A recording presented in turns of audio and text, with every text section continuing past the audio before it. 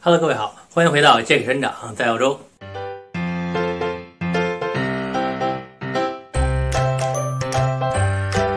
那上次给您介绍了霍巴特周边，这次呢，我给您介绍呢沿东海岸一直到摇篮山的经典路线。它包括酒杯湾、Beachnell 看企鹅的地方、火焰湾、Launceston 壁画小镇、Sheffield 和摇篮山。我们先说酒杯湾，从霍巴特向东北方向开车大概2个半小时的样子就到达这个酒杯湾。它的英文名字呢叫做 White Glass Bay。在到达酒杯湾之前呢，还有一个地方叫做 Coast Bay。如果时间充裕的话呢，也可以在 Coast Bay 稍作停留。此 Coast 非彼 Coast 不能买吃的在这里。那我这里呢特别说明一下，进入酒杯湾呢就是进入了塔斯马尼亚的一个国家公园。进入这里的国家公园呢都需要购买停车票，这个停车票呢是24小时40块澳币。当然了，你也可以花80块钱买所有国家公园的通用停车票，2个月有效。这是不是傻子也会选择后一种呢？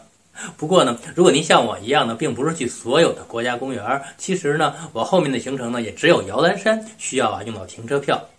那酒杯湾停好车以后呢，就进入一个登山步道，大约花1个小时左右就可以到达这个步道的最上边的观景台。不过说老实话呢，这个酒杯湾的景色其实比较一般，并没有那么惊艳。即使呢，从最高的观景台上也看不到这个完整的酒杯湾，看到的酒杯呢是缺了一大半的。所以我个人认为这个景点呢真的是可去可不去。Beachnell 中文叫做比舍诺。从酒杯湾出发大约经过半个小时就到达这个看企鹅的小镇 Beachnell。因为我们预定的比较晚了，所以呢也是匆忙的随便订了一个住所。可是却惊奇的发现这里竟然就是很多导游团都来，并且被称作童话世界的住所。在这里呢有很多那个尖顶的或者是呢圆顶的小房子还有各种各样的鲜艳的颜色。我家的小朋友一看就喜欢上了。那里面呢还有一个木质的海盗船、儿童游乐场，总之呢设计是非常的招孩子们喜欢。这里呢绝对是一个全家旅行的不二之选。如果你想预定呢，一定要提前至少3个月到半年，因为这里非常的热门，特别是在学生假期。那我们呢是因为在维省假期开始之前预定的，才侥幸订到了这里。那小镇上面呢有晚上去看企鹅的游览团，但是呢需要提前预定，而且呢您一定要留意每个季节看企鹅的时间不一样。也可以呢自己按照时间表去海边看，但是呢一定要按照导游给出的时间段才可以。我们呢就是按照夏天的时间8点钟到达海边，结果很遗憾什么也没有看到。最后才知道4月份要6点半去海边才可以。那第二天一早呢，我们就去了喷水洞。喷水洞呢就坐落在小镇的中心，从住的地方走过去也就5-6分钟。如果是赶上涨潮，看到喷水洞还是非常壮观的，真的是水从岩石缝里边喷到天空，绝对不虚此名。那在这个小镇的海滩上的岩石其实有很多已经就是红色的了，而且呢从这里向火焰湾出发，东海岸一路的海边的石头都呈现红色。那只是呢火焰湾那里更加的密集。下边呢我们就说到火焰湾，从 Beachnell 小镇出发一直沿着东海岸向北，大约开2个半小时左右就到达火焰湾。在真正进入火焰湾的小路之前我们会到达一个叫做 St. Helen 的地方。这里呢是去火焰湾的必经之地，进出呢都要经过这里。小镇上在水边有2家鱼署，非常的出名。很多去这里的朋友一定都要来品尝一下这里的鱼薯。这里的鱼做的非常的鲜美，外焦里嫩从小镇出发呢，只有一条路，沿着海边一直向北开，中间呢会经过2个海滩和2个海边泻湖。如果您的时间充裕呢，可以都停下来看一看，也可以呢一直开到一个叫做 The Garden 的地方。沿着这里的步道可以走到海滩，也可以呢走到一块大岩石上。我们2个都走了，但是呢更建议您如果时间不是很充裕呢，可以直接走到大岩石上面，因为从这里才能真正的感受到火焰湾的壮丽景色。大块的海边岩石全都是火红的颜色。如果是在朝阳或者是在夕阳下来这里，应该会更加美。Launceston 从火焰湾开车也是大约经过2个半小时的样子，就到达了塔斯马尼亚的第2大城市朗塞斯特。如果呢您是在夏天前来，那么薰衣草庄园呀就在朗塞斯特附近。我们这次呢因为是在秋天来的，所以呢就没有去薰衣草庄园，因为薰衣草秋天就没有了。这里如果是带小朋友来呢，那么在市中心呢有一个叫做 City Garden 的地方，这里有豢养着日本猕猴。当然我知道很多中国朋友肯定在国内看了很多的猴子，可是呢对于出生在这里的小朋友来说这次还真的是他们第一次看真的猴子，所以也是非常的兴奋。从市区开车只要几分钟的路程就能够到达一个叫做达卡德奈特的峡谷公园。要说这里的人民真的是很幸福，这样一个壮观的峡谷就在城市边缘，真的让人不能相信。从高楼大厦到悬崖峭壁只有几步之遥。那峡谷公园呢是全天24小时开放的，但是呢缆车的时间呢是从上午的9点到下午5点。您可以选择呢坐着缆车到达半山腰，然后呢走一段峡谷步道，很是壮观。还可以经过一座走在上面微微摇晃的铁索桥，胆小或者恐高的朋友一定要抓紧旁边的绳索。那在峡谷的溪流旁边呢是大片大片的草地，很多人坐在上面休闲看书，那绝对是生活在这里人的一个后花园。下面这个船长十分推荐这里的一处石板烤牛排和石板烤三文鱼，一定要去品尝一下，绝对不会让你失望的，即使你是中国胃。饭后的甜点一定要点，虽然呢看起来有些小贵，但是真心做的不错，做的很有情趣。顺便在这里呢可以品尝一下 James Bond 啤酒，让您在酒足饭饱之后觉得真的不虚此行。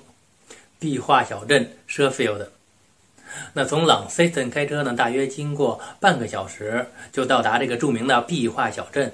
小镇到处都是壁画，我粗略的计算了一下，至少要有200-300幅的样子，很多壁画画得栩栩如生。就比如一个 Ticket Office 的画，就画在一面墙上，看起来就像一个活生生的店铺。镇上的这些画在墙壁上的画呢，基本上是从80年代开始画的，大部分呢都是一些写实的人物画或者是风景画。